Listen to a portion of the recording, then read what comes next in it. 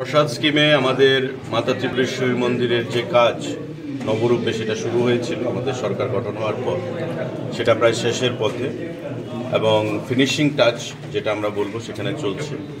আমরা আশা করছি যে আগামী মাসের যে কোনো সময় মাননীয় প্রধানমন্ত্রী বা স্বরাষ্ট্রমন্ত্রী সেখানে সময় প্রদান করবেন। মাননীয় মুখ্যমন্ত্রীও বর্তমানে দিল্লিতে অবস্থান করছেন এবং উনি গতকাল আপনারা দেখেছেন যে মাননীয় প্রধানমন্ত্রী স্বরাষ্ট্রমন্ত্রীদের সাথে কথা বলেছেন এবং প্রসাদ স্কিমের যে আমাদের মাতা ত্রিপুরা সুন্দরীর মন্দির সেটার নবরূপে উদ্বোধন তার অনুষ্ঠানে উপস্থিত থাকার জন্য আমন্ত্রণ জানিয়েছি। তো আমাদের এটা আগামী মার্চ মাসে আমরা আশা করছি সেটা নবরূপে আমরা নতুন করে যাত্রাপথ সূচনা করব। তার শুধু সময়ের অপেক্ষা, আমাদের প্রধানমন্ত্রী বা স্বরাষ্ট্রমন্ত্রী থেকে সময় এলে আমরা সেটা আপনাদেরকেও জানিয়ে দেব এবং সেই উদ্বোধনের কাজ আমরা শুরু করব। এটা আমাদের আপনারা জানেন যে প্রসাদ স্কিমে আমাদের টোটাল যে পরিকাঠামো সেটাকে উন্নত করা হয়েছে। প্রতিটা ক্ষেত্রে যেটা বিগত দিনে অ্যাবসেন্ট ছিল বা ছিল না, নতুন করে সেটা আমরা তৈরি করার চেষ্টা করেছি। এটা স্টল বলুন, ব্যবসায়ীদের সুবিধার্থে, মায়ের পূজা অর্চনা বলুন, প্রসাদ বলুন, প্রতিটা ক্ষেত্রে এটা প্রায় কেন্দ্রীয় সরকার আমাদেরকে 38 কোটি টাকা সেখানে প্রদান করেছে এবং তার বাইরেও রাজ্য সরকার থেকে আমরা প্রায় 7 কোটি টাকার মতো প্রদান করেছি।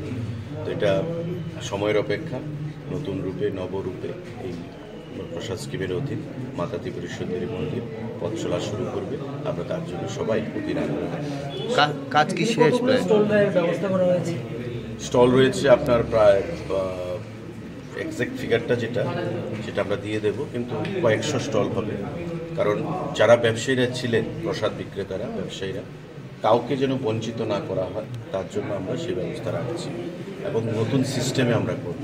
আপনারা দেখতে পেয়েছেন যে ত্রিপুরা সুন্দরী মন্দিরে আগে যা পিলিগ্রিমসরা আসতেন দর্শনার্থীরা, তার থেকে অনেক গুণ বৃদ্ধি পেয়েছে। দিওয়ালি মেলার সময় বলুন বা কমন ডেতে বলুন, নর্মাল ডেতে বলুন, পিলিগ্রিমস রাজ্যের বাইরে রাজ্যের ভিতরে যারাই আগে ছিলেন তাতে অনেকটাই বৃদ্ধি পেয়েছে এবং ইনকাম যে একটা মায়ের যে চরণে যারা প্রদান করে থাকে, বিগতদিনে ইনকামের কোনো বালাই ছিল না বা কোনো হিসাব ছিল না, কিন্তু আজকে সেটা নতুন করে আমাদের প্রতি কয়েক মাস অন্তর অন্তর মায়ের সে প্রণামী বাক্স খোলা হচ্ছে।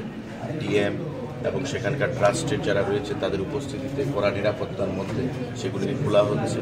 গয়না অলংকার যে জিনিসগুলো আগে মানুষ প্রদান করত সেগুলো কোনো হিসাব থাকতো, কিন্তু বর্তমানে তার নতুন হিসাব সমস্ত কিছু ট্রাস্টের অধীন যাচ্ছে এবং এটা নবরূপে আমরা এই যাত্রা আমাদের শুভ হবে, মানে সূচনা হবে, সেটাই আমরা আশা রাখছি। মাননীয় মুখ্যমন্ত্রী সে দিশায় আলোচনা করেছেন প্রধানমন্ত্রী এবং স্বরাষ্ট্রমন্ত্রীর সঙ্গে। আমরা আশা করছি যে কোনো সময় সেখান থেকে টাইম পাওয়া হবে। Thank you.